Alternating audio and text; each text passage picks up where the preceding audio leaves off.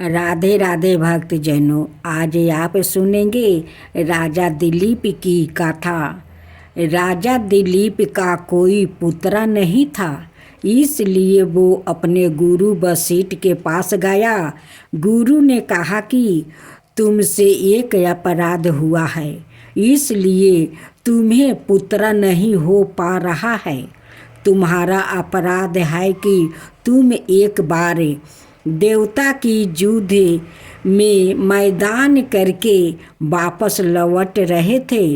रास्ते में देवताओं को भी भोग और मोक्ष देने वाली कामधेनु एक विशाल बट वृक्ष के नीचे आराम कर रही थी और अनाए कई गौ माताओं घास चर रही थी।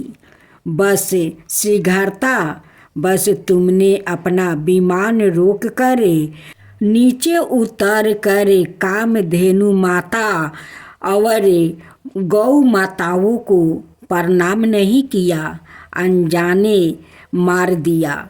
जबकि रास्ते में कहीं भी गौ वंश देखे, उनको राह देते हुए दया होकर प्रणाम करना चाहिए।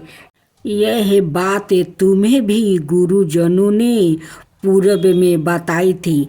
यहाँ गौ अपराध और गुरु आज्ञा का उल्लंघन हुआ, इसलिए तुम्हारे यहाँ पुत्र की प्राप्ति नहीं हो सकी।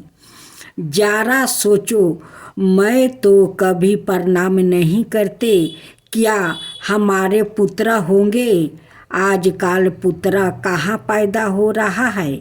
आज तो लड़के पैदा हो रहे हैं जो हमेशा माँ बाप से लड़ाई करे।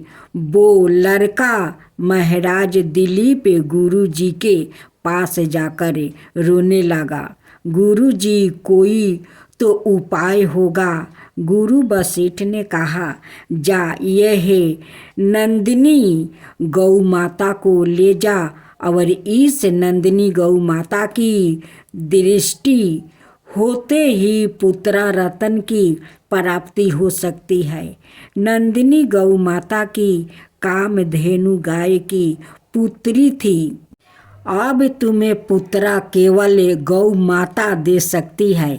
राजा दिलीप ने नंदिनी गौ माता की बहुत सेवा की। जब गौ माता चले तो वो भी चलते थे, जब गौ माता खाए तभी वो खाता था। एक दिन गौ माता ने दिलीप राजा की परीक्षा करनी चाहिए। जैसे ही प्रकृति का सौंदर्य निहारते राजा दिलीप की दृष्टि फिर नंदिनी गौ माता गुफा में चली गई। उस गुफा में एक शेर था। शेर ने गौ माता को पकड़ लिया और गौ माता को करुण पुकार कर डकरने लगी और राजा दिलीप से मदद की गुहार लगाने लगी। याद रहे, राजा दिलीप गुरु कृपा से चार आचार्य सभी प्राणियों की भाषा समझ लेते थे। दिलीप राजा ने शेर के ऊपर जैसे ही धनुष बाण साधना किया, उनका हाथ जहाँ का वहाँ जमा हो गया। वो निश्चित से हो गया, क्योंकि यह सब खेल नंदिनी गाय का था। गाय का एक रूप भगवती दुर्गा भी है। वो ही देव दानव यक्ष किंदरा और मानवों को शक्ति प्रदान करती है। यहाँ तक कि भगवान शिव की पार शक्तियाँ भी यहाँ गौ माता ही है।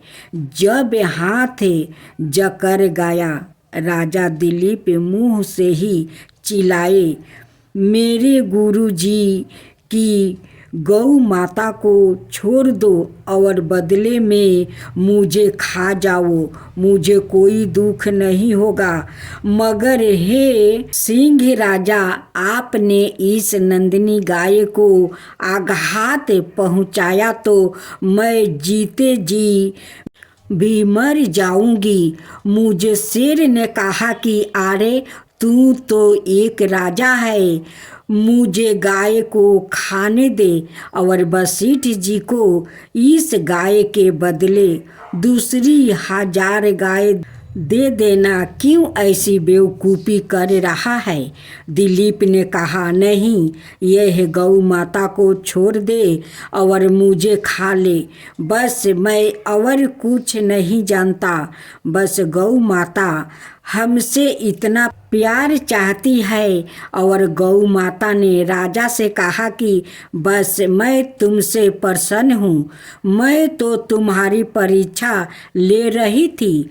ऐसा कहकर गौ माता ने अपना समस्त बेभाव राजा को दिखा दिया और राजा ने कहा कि मुझे पुत्र चाहिए। और गौ माता की कृपा से दिलीप राजा ने रघु जैसा पुत्र प्राप्ति किया, जिनके नाम पर ही आगे रघुवंश चला। इसी रघुवंश में आगे जाकर सवाई भगवान राम के रूप में नारायण प्रकट हुआ। तो भक्तजनों, अब दूसरा कथा। एक छोटा सा बच्चा था, उसका नाम था नचिकेता। एक दिन उसके पिताजी गौ का दान कर रहे थे, पर वो सारी गायें वृद्ध थी।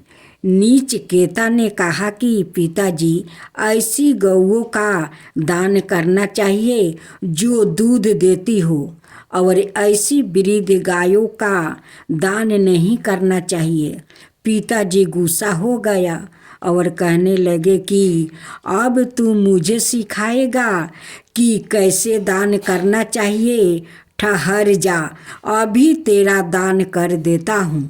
बालक ने कहा, आप सब प्रकार से मेरे शरीर के मालिक हैं, आपका यह अधिकार है, पर मैं फिर भी कहूँगा, आपको बूढ़ी और बीमार गायों का दान नहीं करना चाहिए। पिता और भी आग बबूला हो गया। वो बोले, आज ही अभी मैं तुझे यमराज को दान करता हूँ। नचिकेता की माता ने उसे सिखाया था कि अगर तुम्हें कृष्णा का दर्शन करना हो तो गौ माता के पास जाना, अगर तुम्हें शिव जी का दर्शन करना हो तो बैल के पास जाना, और तुम्हें यमराज का दर्शन करना हो तो भैंस के पास जाना। वो बच्चा 2 दिन तक भूखा प्यासा भैंसे के पास बैठा रहा और यमराज ने उसे दर्शन दिया। नचिकेता ने कहा कि मेरे पिताजी ने मुझे आपको दान किया है, मुझे स्वीकार करो। यमराज ने कहा कि बालक, तुमने इतनी छोटी उम्र में गौ माता का मुर्दा उठाया है, इसलिए काल भी तेरा कुछ नहीं बिगाड़ पाएगा। अब मैं तुम्हें वो ब्रह्म ज्ञान दूंगा जो बड़े बड़े तपस्वियों के लिए भी दुर्लभ है।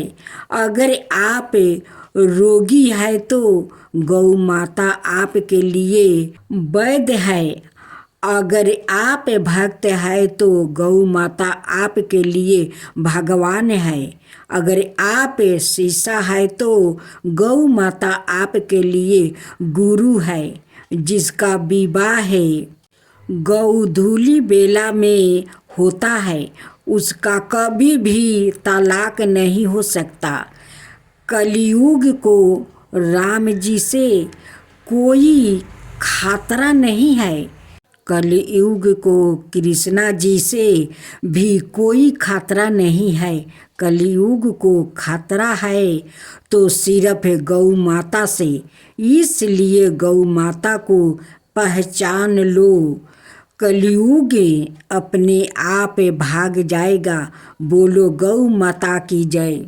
अब सुने गौ माता की कथा। आज के दौरान में गायों को पालने और खिलाने पिलाने की परंपरा में लगातार कमी आ रही है।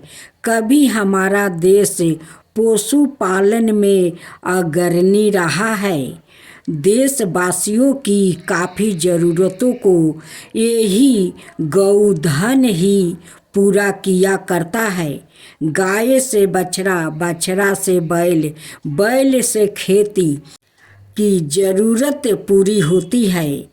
कृषि के लिए गाय का गोबर आज भी वरदान माना गया है। फिर भी गौ पालन, गौ संरक्षण आदि महत्वपूर्ण क्यों नहीं है? यह एक विचारणीय प्रश्न है। गाय को गौ माता के रूप में मनाना भी अत्यंत वैज्ञानिक है। माँ के दूध के बाद सबसे पौष्टिक आहार देसी गाय का दूध ही है। इसमें जीव के लिए उपयोगी ऐसा संजीवन तत्व है कि इसका सेवन सभी विकारों को दूर रखता है। जिस प्रकार माँ जीवन देती है, उसी प्रकार गौ माता पूरे समाज का पोषण करने का समर्थ रखती है। इसमें माता का समान ही संस्कार देने की भी क्षमता है।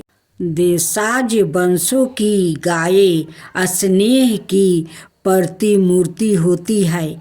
गाय जिस प्रकार अपने बछड़े अर्थात वत्स को स्नेह देती है, वो अनुपमीय है। इसलिए उस भाव को वत्सलाय कहा गया है। वत्स के प्रति जो भाव है वो वत्सलाता है।